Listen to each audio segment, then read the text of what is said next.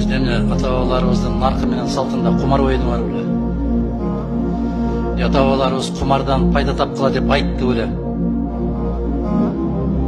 Кумардын түбү чыр деп айтып келет кыргыз илгертен баштап. Кумардын түбү чыр деп. Мына биздин ата-бабаларыбыздын наркы салты ушундай болгон. Акылбек мырза кайра айтып атасыз, Таиландда, Филиппинде, Баланчыда 400 миллиондон пайда табат экен деп.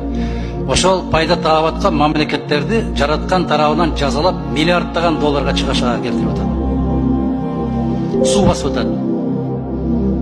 Жер титиреп жок кылып атат баарын. Ошондой болгон арамдык бар жерде эч качан береке болбойт. Алардын тапкан акчасын эсептебеңиз. Алардын жаратылыштан тарткан чыгашасын эсептеп көрүңүз.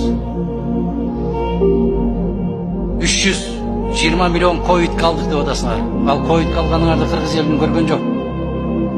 Кошто турган Өзбекстан 10 миллион доллар алды дагы, ЭВЛ чыгара турган завод чыгарып койду. Аны 20-40 эсе актады бир жылдын ичинде. Силердин алган акчаңардын дайын өзүңөр да билбейсиңер. Сиз айтып атасыз, азыр деле казино ойноп атат. Демек силер алсызсыңар. Силерде мыйзам иштебейт. Кыргызстанда казино уруксат жок.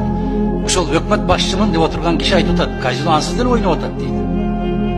Тыйбайсыңар ойноп атса. Экинчиден, ар бир кесилишкен көчөлөрдү караңыз. Меф, Баланчы, Гидрант деп жазган рекламалардын наркотиктер ачыктан ачык сатылып атат.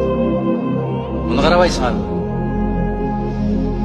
Айтасыз, бир да кыргыз келбейт ал жерге деп. Бир да диплом сатылбайт деп турат Кыргызстан.